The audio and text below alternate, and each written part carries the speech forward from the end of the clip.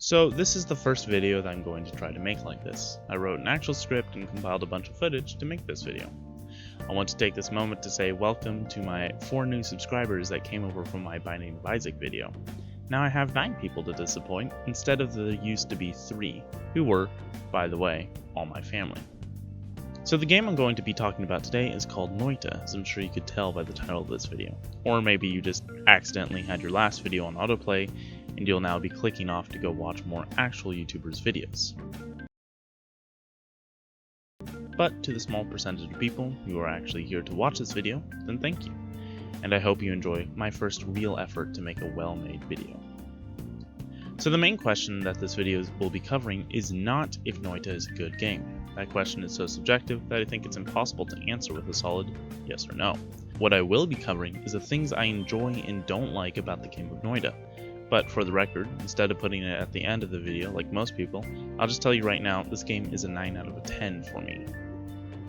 So I'm going to be going pretty in depth in this game and showing off some spoilers, the main one being the ending of the game, as well as some of the secrets. So if you don't want to see that, then click away. So let's go over what generally a person who plays this game for the first time is going to run into. You'll start up the game, walk right, learn how to hover and kick, go into the mines, and almost certainly die a horrible death. The first thing you will notice about this game is this game is hard. And I'm not talking about as in Dark Souls or as in Cuphead. No, this game is a different kind of hard. The game is hard as in you will never be unkillable and at any moment your run could be over. This kind of difficulty reminds me of older games that, in order to extend their playtime, would make the levels have unavoidable traps and kill you so much just so that the playtime could be longer. When in reality, if you played the game through perfectly, knowing all the secrets, it would be a fraction of the time of the first playthrough. Noita takes this difficulty and actually makes it good. I swear, this game makes masochists, because if you play enough of it, you'll get to a point where you'll die and you'll go, I fucking hate this game, and then immediately click on new game. But some people won't, and that's fine. They are weak, and this game is for the strong. So let's say the new player continues. He'll eventually get past the lines and reach the Holy Mountain, which will introduce a lot of mechanics I'll cover later. He'll haphazardly make a new wand and then go into the coal pits, where he'll again almost certainly die. Eventually, give it 3 to 5 runs and he'll either get through the coal pits or just run through it to the next level. He'll go through the Holy Mountain to reach the snowy depths, and oh my god, he will absolutely die. Snowy depths are kind of like a you must be this good at the game to pass. I remember I died so much at this area. The streamer that I initially learned about this game through never made it past this area. You have much harder enemies, enemies that freeze you, enemies that one-shot you, enemies that are resistant to projectiles. This area is no joke. This is also the area that determines if your run is good enough. Eventually this new player, after maybe 10 to 25 runs, will make it past this area and will continue on through to the Hisi base. And usually what happens is he'll find some combo that will let him progress rapidly through the rest of the game, slamming through floors and discovering things he never even knew were real, probably dying so quickly he'll not even know what hit him. Eventually he'll get a bit more used to the hecticness of the game, and he'll finally either run or mow down his way through the final levels and get to the final area, the laboratory. He'll gather his final perks and confront the boss. Take the salt, kill the boss, and enter the portal to complete the work. This is what the game is, and what the average person will ever do in this game. In fact, if you look at the achievements, most of the people that buy this game never even make it that far. Only 14% of people ever manage to do this. And this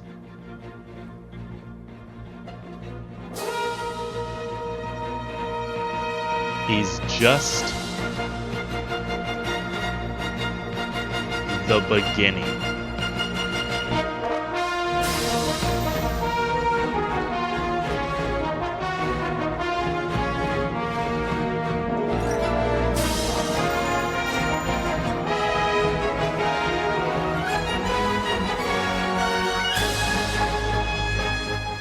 Despite there being no Steam achievements for any of them, this game is brimming with secrets. The game is not even 10% done. What the new player has done now is just the bare minimum of what qualifies as a win. To truly play this game requires dedication and exploration like no other game I've ever played. This game is so fast, it's almost like they're two different games, what any now not so new player would achieve, and then the game that is exploring the map and achieving all the secrets the game has to offer. It kind of reminds me of the sense of wonder people had about old games, when they were not picked to death and data mined. Like in Shadow of the Colossus, when someone told you about a secret and you tried it, and holy shit, it's actually real. That is what Noita is. That's the sense of wonder this game has.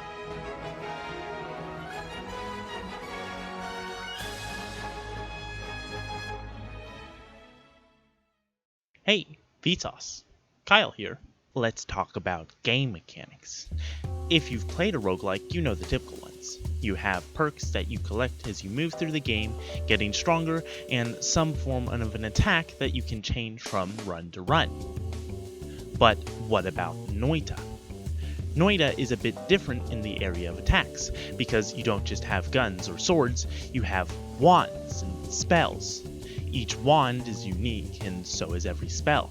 Every spell affects the wand and other spells in the wand, creating a near infinite possibility of synergies. And that's just the surface. There are things like items, potions, secret mechanics. There's an entire alchemy system in the game hidden to the player. There's a lot to learn. Okay, but for real, let's talk a bit more in depth about the game's mechanics. I'm going to cover wands and spells, perks, world materials, and finally secrets. So let's start with wands and spells. Now, I'm not going to go into a whole in-depth explanation on how to create wands and how to use spells, I'm just giving an overview. The stats of a wand are, if a wand will randomly use the spells on it, or cast them in order, how many spells it casts at once, how fast it casts from spell to spell, how long a wand takes to recharge once it's cast all of its spells, its maximum mana, how fast it recharges that mana, and how many spells it can hold, and how accurate the spells are. There's also a stat that some wands have called always cast. This means each time you cast any spell, that wand will also cast another specific spell of that type. These wands can be game-breaking, and a good one can practically win you the game, depending on what you're trying to accomplish. Now, each spell in the game can affect those stats. Not all of them do, but a good majority of them will affect at least one of them. Spells also cost mana to cast, the less powerful ones costing less, and the more damaging or useful ones costing many times as much as the weaker ones. There are different types of spells in the game. There are things that shoot, things that change / alter the things that shoot, things that create or alter materials, and then other ones that do pretty much whatever demented idea the creator of this game can come up with. Wand crafting can be pretty intimidating when you first start the game, but once you get the hang of it, it can be really fun and you can make some seriously broken stuff, or just things that look cool. A large part of this game is trying new combinations of wands and spells. Pretty often it will just kill you, but honestly, that's kinda just part of the game. I like this system more than other roguelikes I've played, because if you know what you're doing, you can really improve your success rate with this game. The combinations are so high that there really isn't a substitute for your creative making of wands to help progress through the game. It's a brilliant design, really. Now let's talk about perks. There's a lot of them. They all change how you play the game quite a bit. Even just things like you're immune to fire damage, which in other games would just be a little buff reducing numbers in the background as you play, will drastically change how you move through a level. Like in most roguelikes, there's a lot of them which are just terrible, quite a few that give little buffs, a lot of them that are really good, and a select few which are amazing and are essential for any long-term run. There are a couple perks that you can get outside of the main area of the game. Some of these are pretty good, but most of them are just required for a lot of the secrets in the games, and are, thus, not really useful for just surviving. Perks are a bit harder to talk about just because it's not as varied as the other mechanics of the game. the best way I can explain it is getting perks is like the foundation for the structure of the run. If you don't have good or needed perks, the whole thing comes tumbling down. But the foundation is just there so that something can be built, and that's what everything else is in the game. Perks do get more fun if you get a lot of them. There are ways to get more than one perk of a certain type, and that allows you to stack the effects. So the perk that gives you more money would then stack, allowing you to collect massive sums of money. Perks are done in just the right way for what this game is. The creator of this game knows what the balance he wants for it is, and the perks are set up in just the right way to play off the other mechanics of the game. World materials are probably the most important mechanic in this game. It's funny because just from watching this you might think the various enemies and bosses are the hardest thing to deal with, but this is just not the case. The real danger of this game and the difficulty comes from all the environmental materials that affect the player. A lot of dangerous materials do chip damage to you, which will really add up, which then leads to one enemy getting you for just a bit of damage and killing you. Noita is interesting because the game becomes not only fighting the enemies of any one area, but also avoiding any possible dangerous liquids. One of the most deadly liquids is called polymorphine, which can change you into a sheep that has 1 HP, can barely fly, and moves super slowly, making even a single point of damage kill you. But with the materials comes a very interesting mechanic, and that's alchemy. Mixing certain materials together can create different ones. This mechanic on first glance seems to be simple, but actually the alchemic reactions that can happen in this game are extremely vast. There are tons of nuanced materials that, on first glance, seem to be useless, but when collected and used in the right way, create very powerful reactions that can be very helpful. For instance, one material that can be made by mixing diamonds and copper is called purifying powder. You can collect diamond from killing a specific enemy, and copper is made each time a specific spell is cast. Purifying powder is very useful because it changes many of the more dangerous liquids in the games, including polymorphine, into water, making it one of the very few ways of handling such liquids. The world like this interacting with the player, and the fact that even something as simple as the type of material an enemy bleeds having untold secret power, just goes to show how in-depth this game is. This really doesn't even begin to cover the amount of interactions that can happen.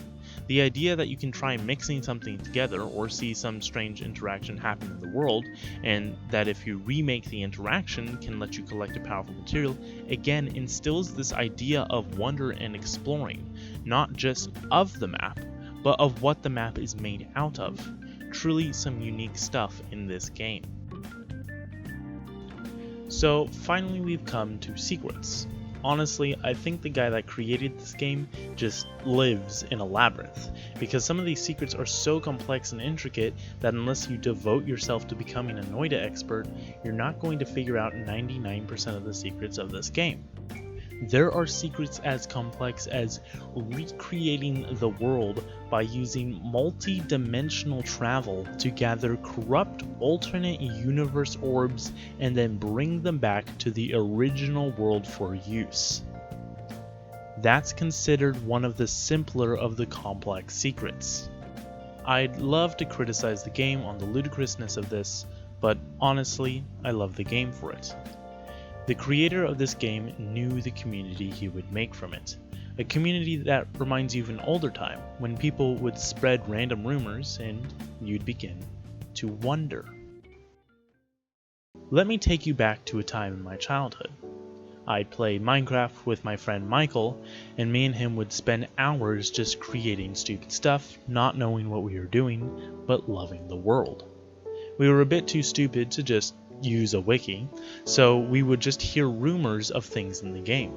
We heard things like dark matter was in the game, that the void was haunted, redstone was an ancient power, we heard of Herobrine, of course.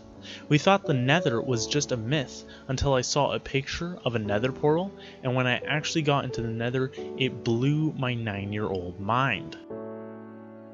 But as time went on, this sense of wonder became less. I got more knowledge on the game and eventually learned there is no dark matter. Another thing I coveted were dungeons with monster spawners. I played so much of the game hearing about them, but never finding one, that when I finally did, I was exhilarated.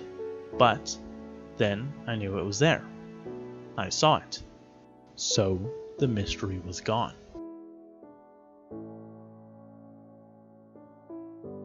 Eventually, I would come to know the game of Minecraft so well that I had a complete mastery over the mechanics and all the ins and outs.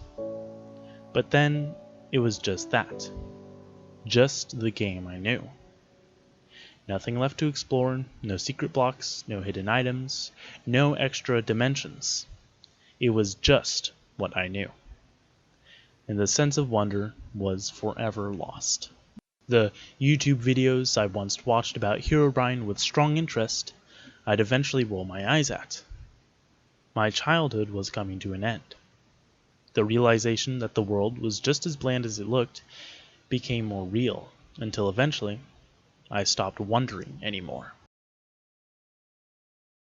Which, funny enough, loops back around to another set of games I'd come to love at that age. The falling sand games. The enjoyment I would get out of just exploring the different interactions of the particles and discovering new ways to burn and grow the little simulated plants would overjoy me. I used to play it with my brothers and annoy them to try any new combinations of materials I could think of, much to their dismay. Just something as simple as some pixels on the screen was enough to encapsulate me, enough to make me look forward to trying the next thing. Noita is a game that, even if just for a moment, lets you wonder again. You walk up to that one suspicious looking spot in the level and say, hey, maybe I should try this. 9 times out of 10, nothing happens. But all of those failed attempts make up for the one time that something does happen. You get a small reward for your curiosity and begin to wonder again about what else you might find in the game. This is why I love Noita. Thank you very much for watching, and have a good night.